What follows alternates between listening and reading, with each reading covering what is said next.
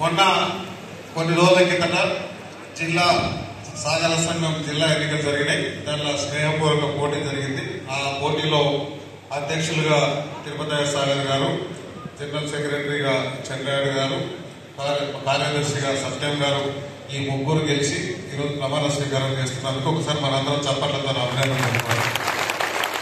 వాళ్ళ ముగ్గురికి ప్రత్యేకంగా అభినందన తెలియజేసుకుంటూ ఈ కార్యక్రమానికి నాతో పాటు ముఖ్య అతిథులుగా పాల్గొన్న గౌరవ దేవరకద్ర ఎమ్మెల్యే మధుసూదన్ రెడ్డి గారికి, ఆయనతో పాటు వేదిక మీద ఉన్న గౌరవ గ్రంథాలయ సంస్థ చైర్మన్ గోవర్ధన్ గారికి, గౌరవ market committee chairman Srinivas Goud గారికి, గౌరవ రాష్ట్ర అధ్యక్షులు శేఖర్ గారికి, మన గౌరవ అధ్యక్షులు హరికిషన్ గారికి, వేదిక మీద ఉన్న మిగతా పెద్దలందరూ మొత్తం రాష్ట్ర నాయకులు ఉన్నారు, వాళ్ళందరికీ, డాక్టర్ పైడాల శ్రీనివాస్ గారికి, చీర్ల చందర్ గారికి, సత్యం గారికి, చీర్ల జనార్దన్ గారికి, మిగతా వేదిక మీద ఉన్న పెద్దలందరికీ, మిగతా వేదిక ముందున్న ఇక్కడ ఉన్న సాగర సోదరులందరూ ఉన్నారు.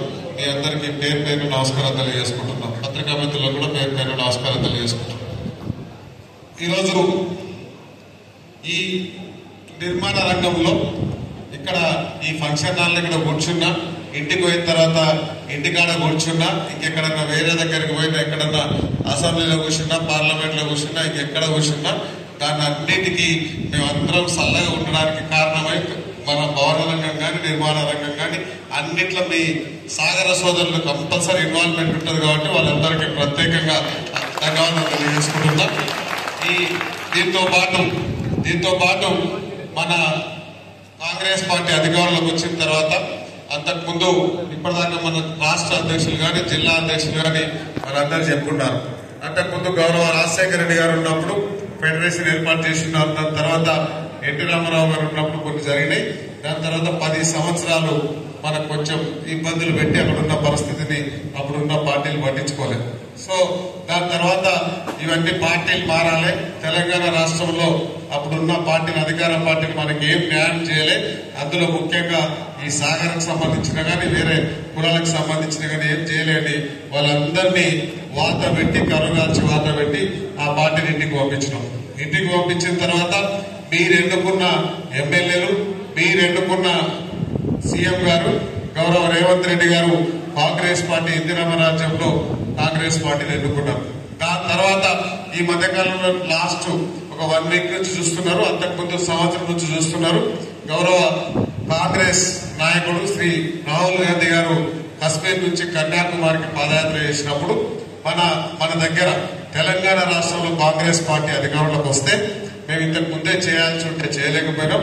తెలంగాణ రాష్ట్రంలో కాంగ్రెస్ పార్టీ అధికారంలోకి వస్తే ఇక్కడ మేమెంత మాకెంత ఈ కులగణన చేసి ఒక్కసారి మొత్తం తెలంగాణ రాష్ట్రంలో మొత్తం ఎంతమంది ఉన్నారు, ఏ కులం ఎంత ఉంది, ఎవరు ఎంత ఉన్నారు, వాళ్ళకి ఏమేమి హక్కులు ఉన్నాయి, ఏమేమి చేయలేకపోతున్నాం అని ఒక్కసారి చీరాల్సి తీసినట్లు 1,02,000 మంది వాళ్ళ గవర్నమెంట్ అధికారులతో ఎక్కడ ఇబ్బంది లేకుండా ఈ కులగణన చేసిన గౌరవ ముఖ్యమంత్రి గారికి మనం ఈ వేదిక నుంచి ప్రత్యేకంగా అభినందనలు తెలపాలి.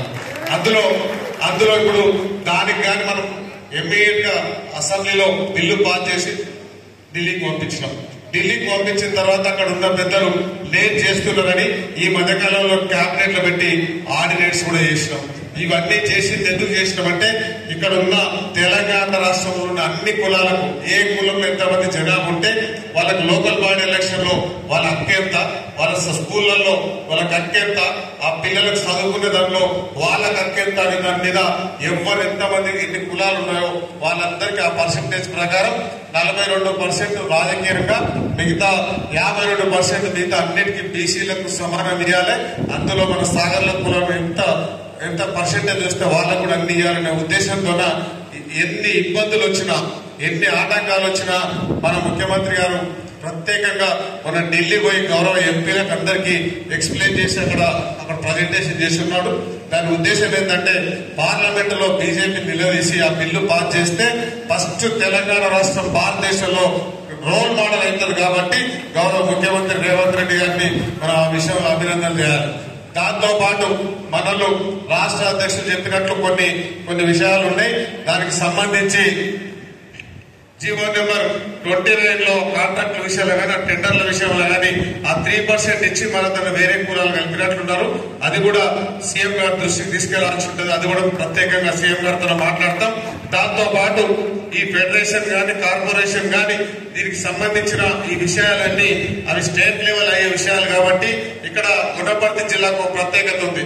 ఏం ప్రత్యేకత ఉందంటే నేను వనపర్తి ఎమ్మెల్యేలు అన్న దేవరకద్ర ఎమ్మెల్యేలు ఇంకా 2 నియోజకవర్గాలు ఉన్నాయి. మనకు ఒకటి కొల్లాపూర్ ఉంది, ఒకటి మక్తల్ ఉంది.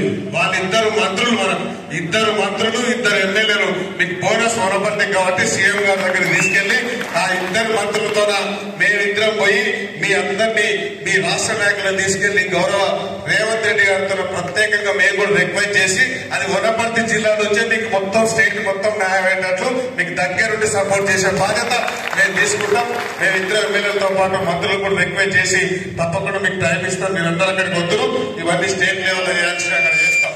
దాంతో పాటు ఈ వనపర్తికి సంబంధించి కొన్ని మొన్న భగీరథ విగ్రహం ఓపెనింగ్ రోజు కూడా కొన్ని మాట్లాడుకున్నాం. ఆ కమ్యూనిటీ హాల్ గానీ ఆ ఫంక్షన్ హాల్ గానీ ఎక్కడ పెండింగ్ ఉందో మీరు ఎస్టిమేట్ చేసి నేను ఇవ్వమన్నా ఇంతవరకు మీరే ఇవ్వలేదు. ఆ ఎస్టిమేట్ చేసి ఇస్తే ఇమ్మీడియట్ గా జీవో అతను ప్రొసీడింగ్ ఇచ్చేసి దానికి కంప్లీట్ చేసే బాధ్యత అది కూడా చేస్తాం. దాంతో పాటు ఇక్కడ వనపర్తిలో మినీ ట్యాంక్ బండ్ ఉంటుంది నల్ల చెరువు, దానికి ఆల్రెడీ అంబేద్కర్ గారి పేరు పెట్టున్నాం. దాని మీద కొన్ని విగ్రహాలు పెట్టాలన్న ఆలోచన ఉంది. మీరు అడిగినట్లు ఆ వనపర్తి నల్ల చెరువు మీద మినీ ట్యాంక్ బండ్ మీద భగీరథ విగ్రహం కూడా మనం పెట్టుకుందాం. పర్మిషన్ వాళ్ళు కూడా తొందరగా అది కూడా చేసుకుంటాం. దాంతో పాటు రాజకీయంగా చాలా మంది మాట్లాడారు. కాంగ్రెస్ పార్టీ అధికారంలోకి వచ్చినాక